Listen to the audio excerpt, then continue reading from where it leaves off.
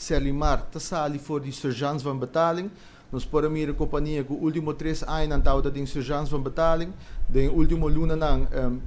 juez abai de acordo com a fórmula de pago que o Tawaro propõe para o que trata paga e comercial creditor não 7 milhões que deve não e a companhia está sali oficialmente de surgeons van betaling, pero essa aqui não quer menos que bota sali for de intensive care e bota clapa com o futebol acaba. Tem trajectória não com o Mr. Wardo encaminhar uninanta que nós queremos a companhia buyback de verwerking e buyback de verwerking também requer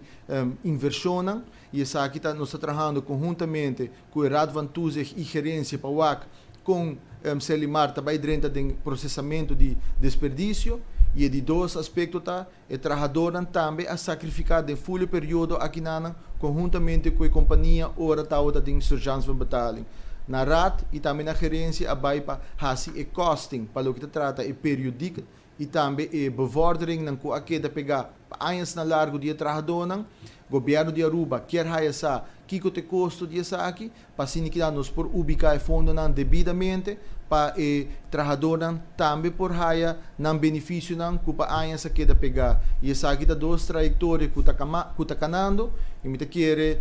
para a mensagem que me quer larga aveta que trabalhando conjuntamente com o RAD e com a gerência nós implementar plano conta vai atender com o débito com o Selimar Tatini e me por anunciar que a companhia está oficialmente fora de surgeons van betaling e essa aqui também brinda oportunidade era novo para a companhia por seguir para riposupir financeiramente está estável pero também cumpre com o benefício para o que trata de trabalhador que está para assim que não a companhia para adiante.